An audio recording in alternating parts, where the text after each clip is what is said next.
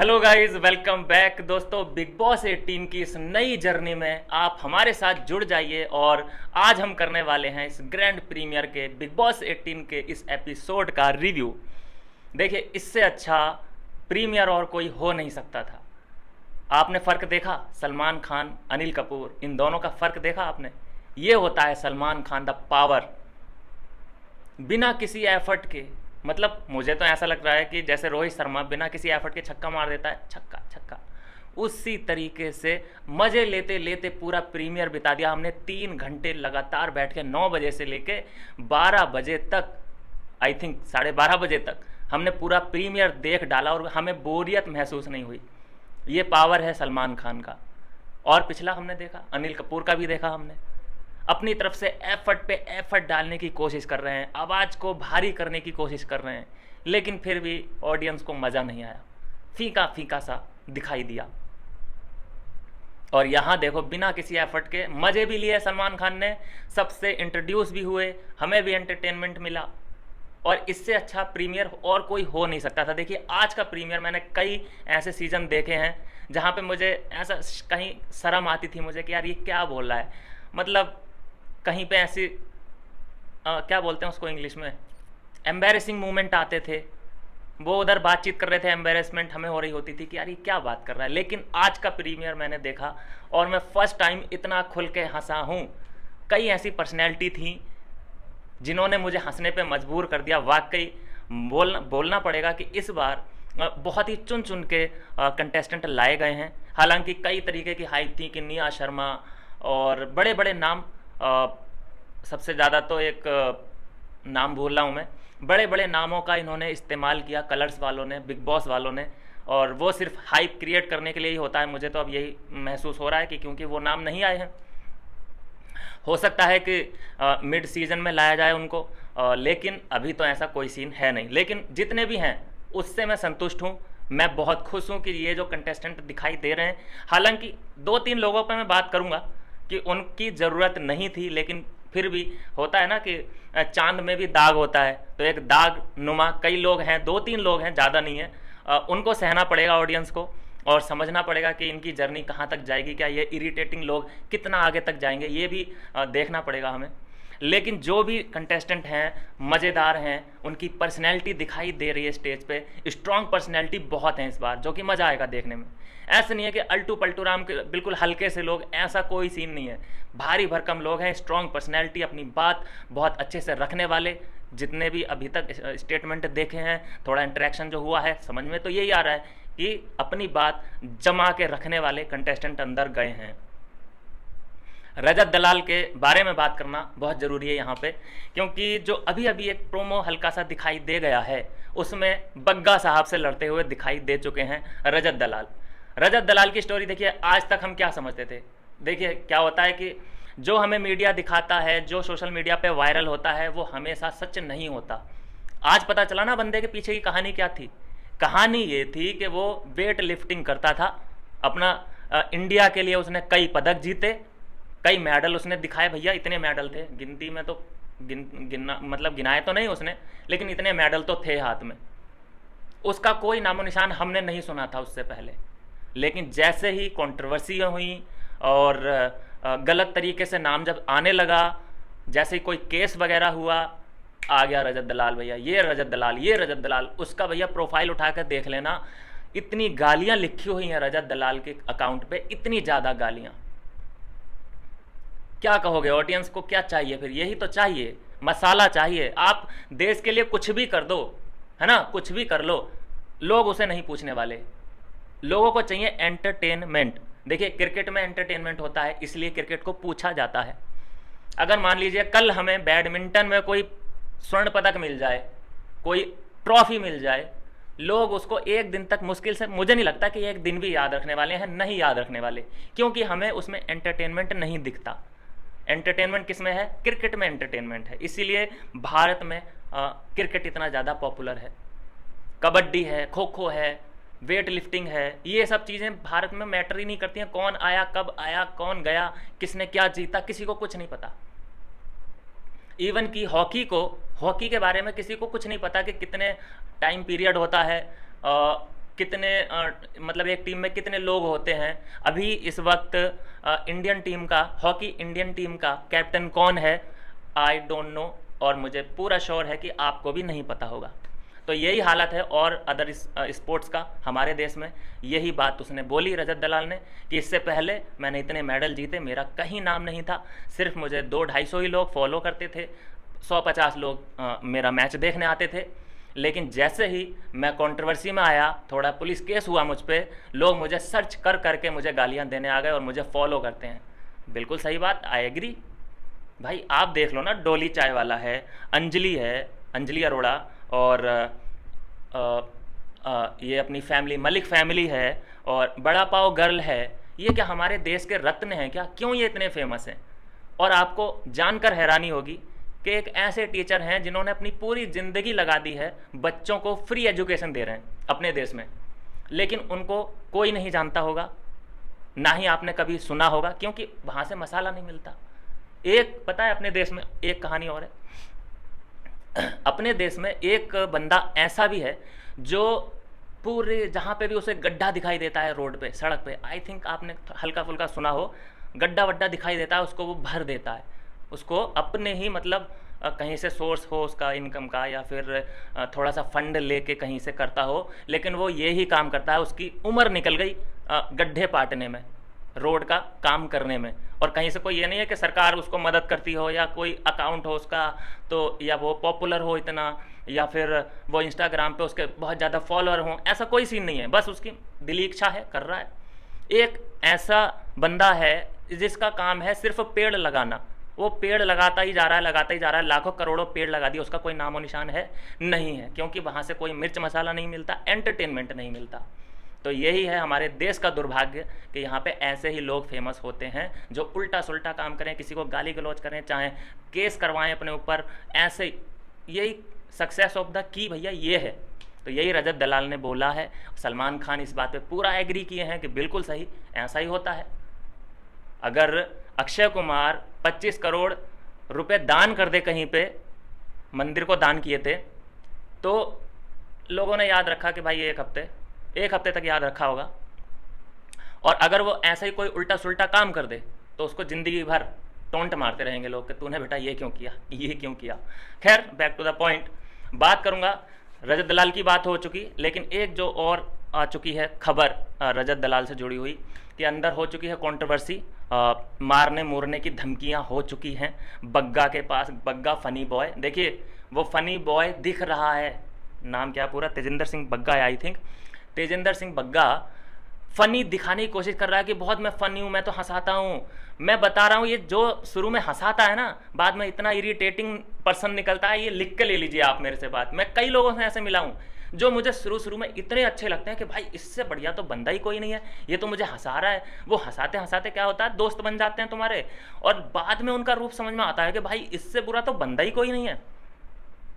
भाई जो तुम्हारी झूठी तारीफ, अगर तुम्हें मिलते ही तुम्हारी तारीफ करने लग जाए, तुम्हें हंसाने लग जाए, तुम्हें मतलब वो ऐसा लगने लग जाए कि तुम अपने आप को शहंशाह समझने लग जाओ, और वो तुम्हें राजपाल यादव लगे कि भाई मैं हूँ शहंशाह और ये मुझे हंसाने का काम करेगा, ऐसा अगर फील कोई बंदा तुम्हें करा रहा है तो समझ जाओ कि बहुत ज़्यादा वो आगे जाके इरिटेटिंग पर्सन निकलने वाला है। और बग्गा के केस में यही होने वाला है।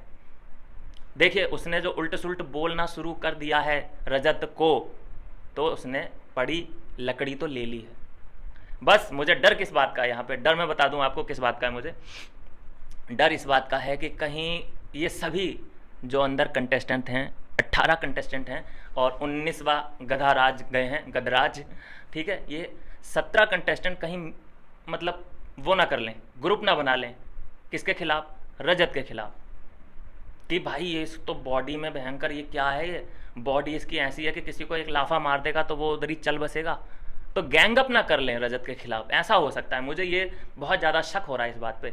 तो मुझे ये लग रहा है कि अभी उसको कंट्रोल करना चाहिए रजत को, लगभग 1 हफ्ते तक उसे अपनी जो शक्तियां हैं उसको, उसका प्रदर्शन नहीं करना चाहिए, अपने आप को समेट के रखना चाहिए कि भाई अभी नहीं, अभी बस दूर से सबको नमस्ते राम राम, ठीक है, अभी पंगा नहीं लेना यार।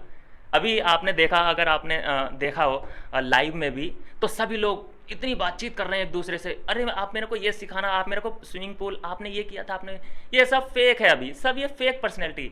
ये क्या है, अभी इंटरेक्शन करके हमें तुम्हें ऑडियंस को दिखा रहे हैं कि हाँ मैं ऐसे बात कर रहा हूँ, मतलब अपनी अपनी पर्सनैलिटी दिखा रहे हैं।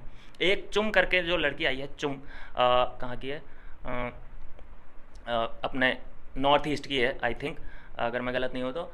चुम करके जो लड़की आई है, देखो उसकी कोई भी अभी तक स्क्रीन टाइम दिया ही नहीं गया उसको, मतलब कोई उससे बात नहीं कर रहा है, वो चुपचाप सबकी बात सुन रही है, ठीक है। अब उसके ऊपर कैमरा क्यों नहीं जा रहा है, क्योंकि कोई उससे बात नहीं कर रहा है, ना ही वो किसी से बात कर रही है। तो ऐसा ही होता है, ये बाकियों को, कंटेस्टेंट को पता है कि भाई अगर हम बात करेंगे तभी हमारे ऊपर कैमरे का फोकस रहेगा।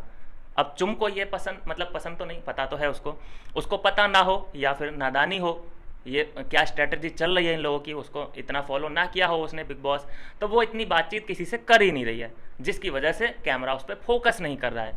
और आगे जाके क्या होगा कि उसको फिर निकाल दिया जाएगा इसी हफ्ते या अगले हफ्ते कि भाई ये किसी से इंटरेक्ट नहीं कर रही है, मैं इसके बारे में नहीं जान पा रही हूँ। होता है ना, आपने देखा होगा जो शुरू के कंटेस्टेंट होते हैं जो पहले हफ्ते निकाल दिए जाते हैं, उनसे यही होता है, इसी वजह से पहले हफ्ते में निकलता है बंदा कि इस बंदे को मैं नहीं जान पाई हूँ।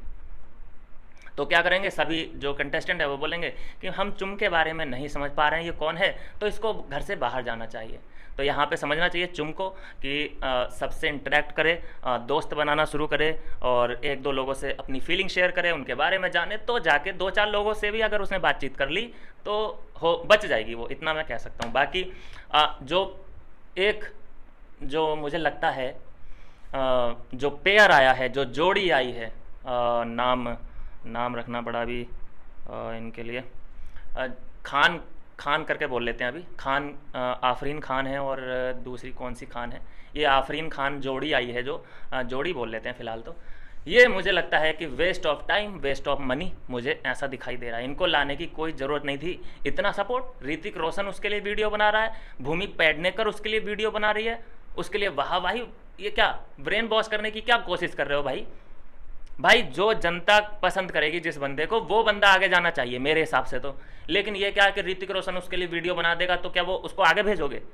वो भूमि पेडनेकर उसके तारीफों के पुल बांध रही है। हमने भाई पहली बार सुना इन दोनों का नाम सुना भी और हमें याद भी नहीं रहा। तो ये मुझे लगता है कि गलत चीज़ें हैं कि किसी बंदे का सपोर्ट ले रहे हैं कलर्स वाले, ऋतिक रोशन का वीडियो रिलीज करवा रहे हैं, पेडनेकर का। ऐसे अगर मान लीजिए अभी रजत दलाल है, ठीक है, रजत दलाल अंदर गया है, एक वीडियो एल्विस का बनवाएं ये लोग कलर्स वाले और दिखाएं यहाँ पे अपने चैनल पे, कलर्स पे दिखाएं, सही रहेगा? कर सकते हैं ऐसा? नहीं कर सकते ना, तो फिर उसके लिए क्यों किया गया? यहीं पे ऑडियंस का गुस्सा आता है, ऑडियंस को गुस्सा आता है कि ये क्या हो रहा है।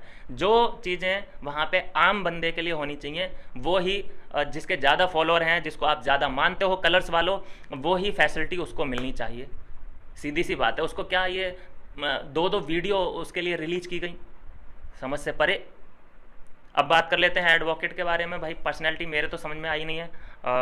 जो अंदर पहुँचे हैं वकील, किस बेसिस पे लिया गया है, क्या वो पॉपुलर हैं, क्या वो इनपुट दे सकते हैं घर के अंदर, ऐसा कौन सा काम कर दिया है। देखो यहाँ तो अब सीधे हमें है एंटरटेनमेंट से मतलब, एंटरटेनमेंट से ही मतलब। कोई ऐसा होता है ना कि महापुरुष अगर तुम अंदर डालोगे किसी महापुरुष को कि भाई उसने देश के लिए ये काम कर दिया है, तो वो जगह ऐसे बंदों के लिए नहीं है, महान लोगों के लिए वो जगह है ही नहीं। वहाँ तो कलेशी बंदे चाहिए, है ना, कलेशी बंदे चाहिए। क्यों रजत दलाल को क्यों लिया? एक ही जगह पे आप रजत दलाल को रखोगे, कलेशी है वो बर्दाश्त नहीं कर सकता। आई मीन वो सही जहाँ पे होगा वहाँ पे वो स्टैंड करता है। उसने जो स्टोरी बताई थी कि मैंने ऐसे बाबाओं को पकड़ा जिनको गायत्री मंत्र नहीं आता था, ठीक है, रामचरितमानस कुछ नहीं आता था, राम जी के जो ब्रदर थे लक्ष्मण, उनका नाम नहीं आता था, तो काहे के बाबा, तो पकड़ लिया ना उसने। तो वो सही है ना, सही के साथ खड़ा होने वाला बंदा ही राइट है। लेकिन एक ऐसा आप किसी को इंट्रोड्यूस कर रहे हो कि भाई इनसे महान तो कोई है ही कोई नहीं। आफरीन क्या नाम खान करके जो जोड़ी आई है, मियाँ बीवी की जोड़ी, ये नहीं आनी चाहिए थी। ये ज़्यादा ही कुछ बड़ा चढ़ा के पेश किया गया है। तो मुझे लगता है कि सपोर्ट करना, इन लोगों को तो सपोर्ट मत करना। ये बोरिंग जोड़ी है, इसको बोलेंगे बोरिंग जोड़ी, नाम इनके चाहे कुछ भी हो। क्योंकि ये ऑडियंस को बोर करने वाले हैं। एक मैं बता दूं आपको, और हाँ ये सबसे ज़्यादा मैं बताऊं आपको, जज करने वाले हैं। ये क्या बोल रहा है स्टेज पे आके, क्या बोला उसने कि मैं लोगों का ब्रेन वॉश कर सकता हूँ, मैं मैनिपुलेट कर सकता हूँ, है ना। ये क्या चीज़ें, ये क्या ऑडियंस को पसंद आएंगी? क्या ये ऑडियंस को एंटरटेन करेंगी ये चीज़ें? कोई किसी को मैनिपुलेट करता है और वो हमें दिख रहा है तो हम उससे इरिटेट होते हैं ना कि यार ये उसकी पर्सनैलिटी को दबाने की कोशिश कर रहा है। हमें बुरा लगेगा? नहीं लगेगा। हमें कोई एंटरटेनमेंट मिलेगा उससे? नहीं मिलेगा। हमें गुस्सा आएगा उसके ऊपर कि भाई ये क्यों, वो बंदा अगर हंस खेल रहा है तो ये अपनी जैसे क्यों उसको बनाना चाहता है, या अपने तरीके से उसको क्यों नचाना चाहता है। देखिए हमेशा ये देखा ही जाता है कि जब भी कोई जोड़ी जाती है तो उसको बेनिफिट तो होता है एक दूसरे की कंपनी का, चाहे और कोई साथ दे ना दे। 18 कंटेस्टेंट हैं, 19वें हैं गदराज, तो चाहे और कोई साथ खड़ा हो या ना हो, लेकिन खुद की बीवी तो खड़ी होगी होगी साथ में, है ना। तो ये इनका एक सपोर्ट, एक मियाँ बीवी वाला सपोर्ट।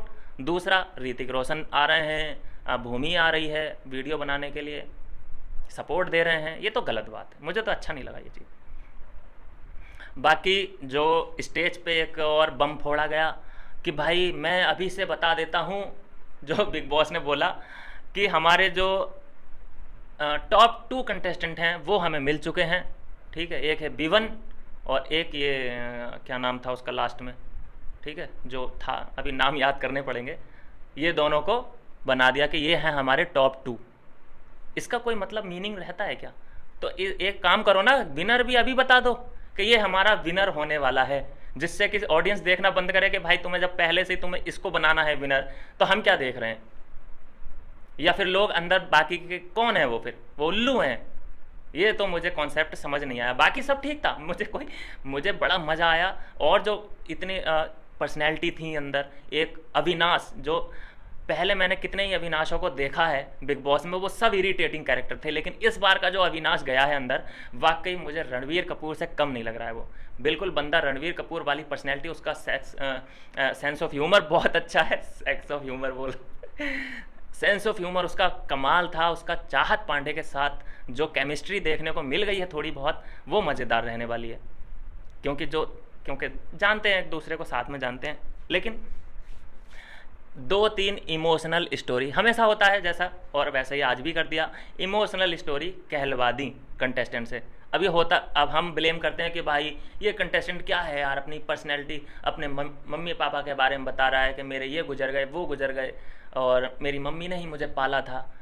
पहले हमारी ये थिंकिंग थी कि कंटेस्टेंट की मर्जी होती होगी, लेकिन नहीं दोस्तों, इसमें पूरा का पूरा हाथ कलर्स वालों का भी होता है कि भाई तुम इमोशनल स्टोरी बताओ, क्योंकि सब यहाँ पे हंसा के जा रहे हैं स्टेज पे, कोई ऐसा भी तो हो जो रुलाए ऑडियंस को। तो 2-3 इमोशनल स्टोरी कहलवाई कि मेरे मम्मी नहीं है, मेरे पापा नहीं है, मेरी मम्मी ने ही मुझे पाला है, और बस मैं जो भी कर रही हूँ अपनी मम्मी के लिए कर रही हूँ। तो ये डालना ज़रूरी था क्या?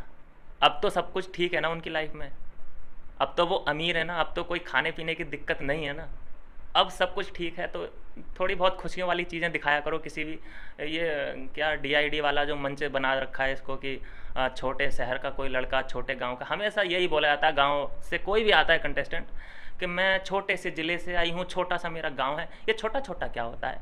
कोई भी भारत का कोई भी राज्य छोटा नहीं है, कोई भी गाँव बड़ा नहीं है। जितने हमारे भारत के ना गाँव बड़े हैं, इतने बड़े तो अमेरिका में शहर होते हैं, इतने बड़े बड़े गाँव हैं।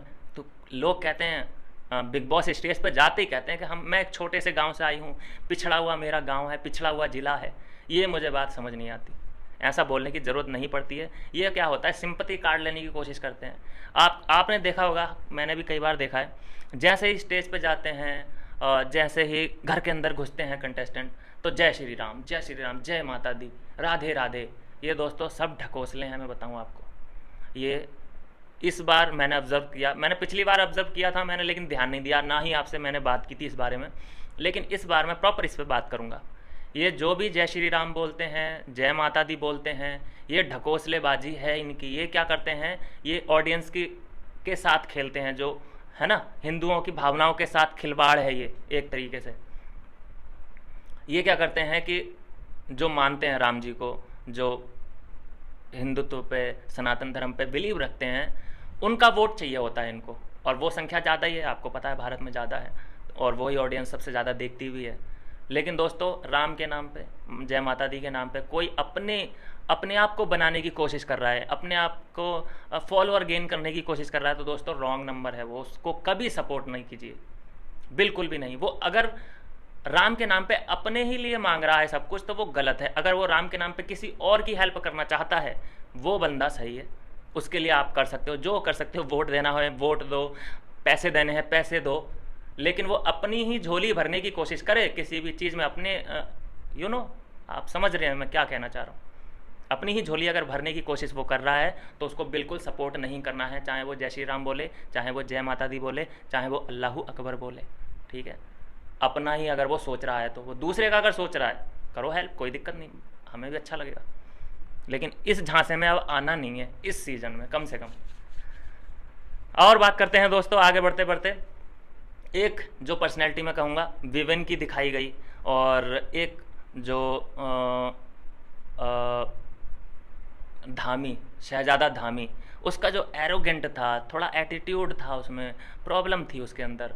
वो अच्छा खासी पर्सनैलिटी, अच्छे खासे वो करियर है उसका, अच्छा खासा पैसा कमा रहा है वो बंदा, उसके बाद ऐसा होता ही है फिल्म लाइन में जाओ या एक्टिंग लाइन में जाओ, कहीं ना कहीं तो स्ट्रगल फेस करना ही पड़ता है।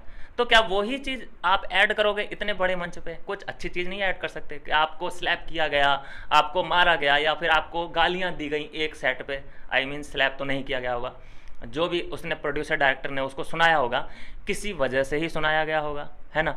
ऐसे तो नहीं कि किसी का सर खुजला रहा है, तो वो तो आपने पार्ट बिल्कुल बताया ही नहीं। अगर उस डायरेक्टर को बुला लिया जाए तो वो खड़े खड़े इसको, धामी को मुंह छुपाने पे मजबूर कर देगा। एक ही तरफ की हम धामी की बात, शहजादा धामी की बात सुन के हम ये नहीं जज कर सकते कि हाँ भाई ये ही बंदा सही है, इसके साथ तो बड़ा गलत हुआ है जी, सबके सामने इसको बेइज्जत किया है, दिस इज़ रॉन्ग। जब तक हम उसकी भी बात ना सुन ले भाई, उसका तो पॉइंट ऑफ व्यू रखा ही नहीं गया। दूसरी पार्टी क्या पता क्या कहानी बताए कि ये लड़कियों को छेड़ता है सेट पे, या ये किसी काम में रुकावट डालता है, ऐसे कई केस होते हैं। तो क्या पता उस तरीके का कैरेक्टर हो, वो तो अभी पता चलेगा। मुझे शहजादा धामी का मैं बता दूं आपको थोड़ा सा, ये उसका मजाक अभी से बनाने लगा है अंदर, चुम का, उसके नाम को लेकर कि यार इसका नाम क्या है, चुम चुम चुम। मतलब होता है कि बातचीत करो, एक चलो उसका नाम के बारे में अगर आपको डिस्कस करना है तो हंसो तो मत किसी के नाम के बारे में। अगर तुम हंस रहे हो, अरे तेरा नाम चुम है अरे तेरा नाम चुम है, तो ये चीज़ें रॉन्ग जाती हैं। उसके दिमाग को पता चल जाता है सामने वाला बंदा कोई, वो पहली बार नहीं ये मजाक सुन रहा है चुम करके, इससे पहले भी, क्योंकि वो बॉलीवुड में काम कर रही है लड़की, तो उसको पता है कि और लोगों ने भी चुम करके बोल रखा है, मजाक बना रखा है, ये कोई पहली बार वो फेस नहीं कर रही होगी।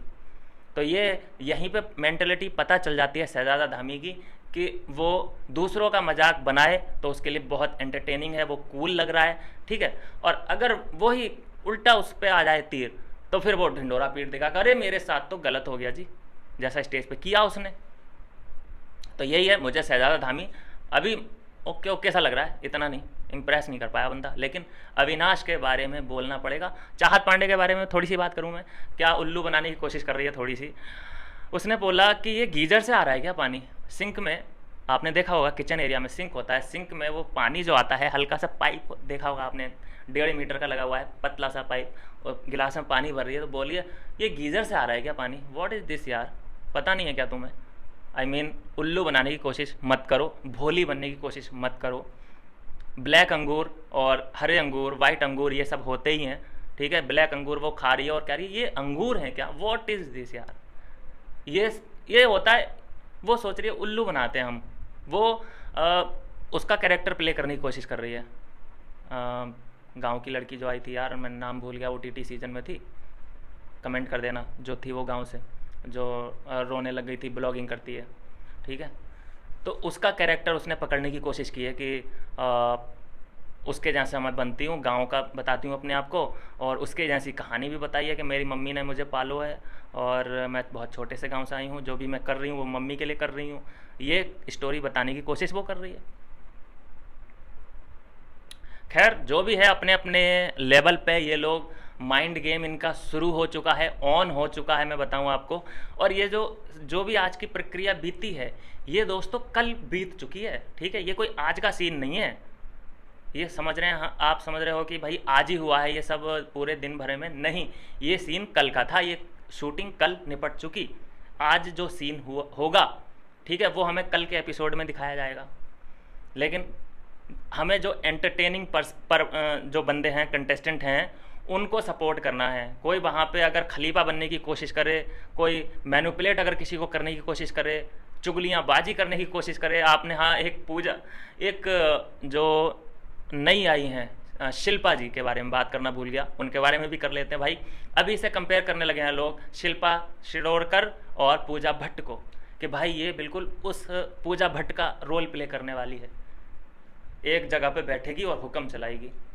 मैं भी इस बात को देख कर हैरान हो गया कि उसकी तस्वीर लगी हुई है सलमान के साथ ग्रैंड प्रीमियर पे। मतलब और कंटेस्टेंट की भी लग सकती थी, लेकिन ग्रैंड प्रीमियर पे शिल्पा की फ़ोटो लगी हुई है सलमान के साथ। तो यहीं पे एक फेवरिज्म दिखाई दे रहा है, और इनको फेवरिज्म करना ही है। कलर्स वालों ये करेंगे ही करेंगे, इसीलिए पहले से ही वो अपनी तरफ से पहले ही बाण को ऐसे कर दिया है, ऑडियंस की तरफ को मोड़ने की कोशिश की जा रही है कि भाई मैं तो इस बार फेवरिज्म करने वाला हूँ। सलमान ने भी यही बोल दिया है ना। ये जैसा आपने देखा होगा, एक तेल आता है, नाम नहीं लूँगा उसका, वो हर बार जो भी जाता है उसके पास क्या बोलते हैं इन्फ्लुएंसर, वो यही बोलता है कि मैंने किया खुलासा, यहाँ पे चल रहा है स्कैम। वो तेल आपने देखा होगा जो उगाने वाला जो सीन रहता है, स्कैम स्कैम स्कैम स्कैम, कितनी भी वीडियो आप स्क्रॉल कर लेना, स्कैम स्कैम स्कैम। अगर सच में भी स्कैम होगा तब भी वहाँ पे कोई पकड़ नहीं सकता उसको, कह रहे ये लिखा तो थंबनेल पे स्कैम है, लेकिन अंदर जाके होता कुछ और है। यही है भाई, वो पहले से ही बोल रहे हैं फेवरिज्म कर रहा हूँ, और वो सच में कर देंगे। फिर वो बोल देंगे कि भाई मैंने तो शुरू में ही बोल दिया था कि मैं फेवरिज्म करूँगा, तुम ही हो पागल, मैं थोड़ी हूँ चूतिया। तो ये वाला सीन है। बाकी इस बार मैं बताऊं दोस्तों, अपनी फीलिंग बताऊं मैं, एंटरटेनमेंट से मतलब होना चाहिए, सही बंदा जो लगेगा हमें, ठीक है, उसके साथ खड़ा होना है। जो रोने धोने की एक्टिंग करेगा, जो भगवानों का नाम लेने की कोशिश करेगा और उसके बलबूते आगे बढ़ने की कोशिश करेगा, उसकी तरफ रेड अलार्म उसके सर पे लगा देना है, ठीक है। उसको सपोर्ट नहीं करना है। जो डिज़र्व करता है बंदा, उसको ही आगे लेके उसको सपोर्ट, मतलब हमारे बस की तो खैर क्या ही है, लेकिन जो भी हम सपोर्ट करते हैं उसी को किया जाएगा जो एंटरटेनमेंट सबसे ज़्यादा करेगा, बिना किसी लालच के, बिना किसी जिस बंदे को ये भी डरना हो कि भैया मुझे आज जाना हो, कल जाना हो तो मुझे आज भेज दो, कोई दिक्कत नहीं है। लेकिन ये जो कुछ कसम खा के गए हैं कि भाई मुझे तो ट्रॉफ़ी लेके ही जानी है, मुझे तो ट्रॉफ़ी, जय माता दी जय श्री राम, ये जो नाटक करने शुरू किए हैं, इन नाटकों से बचना है। ये पता है क्या करेंगे, मैं क्यों इस बार पे जोर दे रहा हूँ। ये उस बलबूते ट्रॉफ़ी जीत जाते हैं, कई बार देखा है मैंने, फिर क्या करते हैं, ये बाहर आके नंगा नाच करते हैं पार्टियों में, फिर नहीं आते इनको जय श्री राम याद, ठीक है। गोवा बीच पे दिखाई देंगे अपने दोस्तों के साथ, नंगी पार्टियां ये रात भर करते हैं। आपको कोई मंदिर में या अयोध्या में जाते हुए दिखाई देगा ट्रॉफ़ी के साथ? कोई नहीं देता है, ये सिर्फ यूज करते हैं नाम का, ठीक है। तो इन चीज़ों से इस बार अवेयर रहने की ज़रूरत है, ऐसे लोगों से बचने की ज़रूरत है बहुत। मैं जिम्मेदारी के साथ ये बात बोल रहा हूँ, और ये लास्ट बार बोल रहा हूँ, आगे हम बात और ही करेंगे। इस बार लाइव फीड देखिए शुरू हो चुका है, घर के अंदर सभी लोग एक दूसरे से इंटरेक्ट कर रहे हैं, एक दूसरे को समझने की कोशिश कर रहे हैं। गधराज भी अंदर पहुँच चुके हैं। मुझे उम्मीद नहीं थी कि गधराज को भी अंदर भेजा जा सकता है, लेकिन अनफॉर्चुनेट बंदा अंदर, बंदा है कि बंदी है मुझे नहीं पता, वो अंदर है और सभी लोग उसकी टेक केयर कर रहे हैं। कैसे सभी जो 18 कंटेस्टेंट हैं डील कर पाएंगे गधराज के साथ, आई डोंट नो। देखने में बड़ा मज़ा आने वाला है कि क्या होगा आगे। सस्पेंस बहुत ज़्यादा है। और जेल के अंदर मैं बताऊं आपको, 2 लोग फंसा दिए हैं चाहत पांडे ने। चाहत पांडे के ऊपर आई थी ये तलवार लटकी थी कि भाई तुम्हें अंदर रहना है, अगर तुम 2 लोगों को कन्विंस कर दो कि यार तुम लोग चले जाओ मेरी जगह, यार ही मतलब स्माइल करके होता ही है ना फंसाने का सीन, अगर ऐसा कर सकती हो तो तुम बच जाओगी, लेकिन 2 को तुम्हें अंदर भेजना पड़ेगा। तो बग्गा को फंसा लिया है और एक वायरल भाभी, हेमा नाम है आई थिंक उनका, तो 2 लोगों को फंसा दिया है चाहत पांडे ने। और ये सब स्ट्रेटजी प्लान करने में जो साथ दिया है वो अविनाश ने दिया है। अविनाश मेरी गुड बुक्स में आ चुका है भैया, बंदा मुझे जेन्युइन लग रहा है, और जो उसका बात करने का तरीका है और जो उसके पास सेंस ऑफ ह्यूमर है, जो उसकी पर्सनैलिटी है, वो भाई देख के ही पता चल जाता है। फर्स्ट इम्प्रेशन बेस्ट इम्प्रेशन है उसका। रजत दलाल भाई एकदम सूट वूट पहन के भाई मज़ा आ गया देखने में। और रजत दलाल अब अंदर है तो बाहर एल्विस यादव रिएक्ट ना करें ऐसा हो नहीं सकता। एल्विस यादव ने ब्लॉग डाला ही इसी टाइम पे है, मतलब आज सबसे लास्ट में ब्लॉग आया है, 10 साढ़े 10 बजे ब्लॉग आया है, जिसमें जब एंट्री हुई है रजत दलाल की उस वक्त ब्लॉग रिलीज किया गया है। और सपोर्ट तो फिर होना ही होना है। अब सपोर्ट फिर से वही बातें आएंगी सामने कि भाई रजत दलाल तुम्हें तो घमंड इस बात का है कि तुम्हारा दोस्त बाहर है एल्विस यादव, वो तुम्हें सपोर्ट करेगा ही करेगा, है ना, तो इसलिए तुम्हें तो डर है ही नहीं बाहर जाने का, तुम्हें तो वोट की कोई टेंशन ही नहीं है। और ये कलर्स वाले ये बात भूल जाते हैं कि हमने ऋतिक रोशन से कहलवा दिया, हमने भूमि पेडनेकर को बुला दिया एक बंदे को हाइप क्रिएट करने के लिए, एक बंदे को सपोर्ट करने के लिए, उसके बारे में कोई बात नहीं करेगा। तो ये बात मुझे जमी नहीं, मुझे पसंद नहीं आई, ये होना नहीं चाहिए था। खैर ये है दोस्तों अभी के एपिसोड का रिव्यू। अब धीरे धीरे करके देखिए सभी जो कंटेस्टेंट हैं उनके नाम याद करते हैं और बाकी कल मिलेंगे कल के एपिसोड के रिव्यू में। आज आपको कैसा लगा पूरा एपिसोड और कौन है आपका फेवरेट कंटेस्टेंट मुझे ज़रूर कमेंट कर देना। मिलूंगा नेक्स्ट वीडियो में नई अपडेट के साथ।